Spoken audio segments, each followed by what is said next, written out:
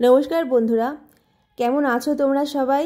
আশা করছি তোমরা প্রত্যেকে ভালো আছো, সুস্থ আছো, আর সুস্থ থাকো এটাই ঈশ্বরের কাছে প্রার্থনা করি।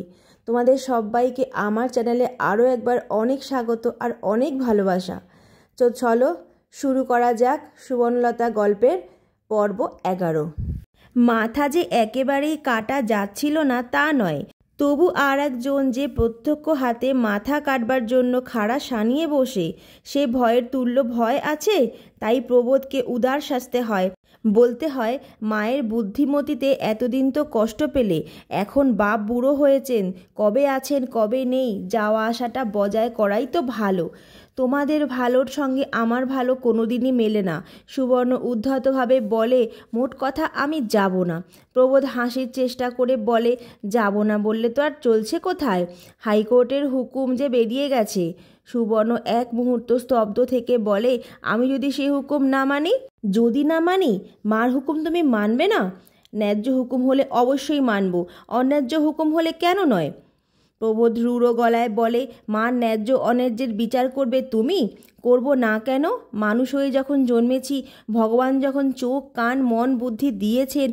এ কথায় প্রবোধ রীতিমতো ক্রুদ্ধ হয়, বলে, মানুষ হয়ে জন্মেছ তাই বলে প্রতি পদে গুরুজনদের ব্যাখ্যা না করবে কেমন? পায়ে মাথায় এক হয় না, বুঝলে? তোমার সঙ্গে তর্ক করবার বাসনা আমার নেই, তবে তোমার মাকে বলে দাও যে এতকাল পরে হঠাৎ বাপের বাড়ি আমি যাব না। প্রবোধ আরও ক্রুদ্ধ গলায় বলে, ইচ্ছে হয় নিজে গিয়ে বলো গে, আমি বলতে পারবো না। আশ্চর্য, এমন বেহায়া মেয়ে মানুষ কখনো দেখিনি। কত ভাগ্যে যদি মার মতো হলো। দোহাই তোমার, ভাগ্যের কথাটা থামাও। বেশ, অত ভাগ্যের ভার বইবার ক্ষমতা আমার নেই, তাই ধরে নাও।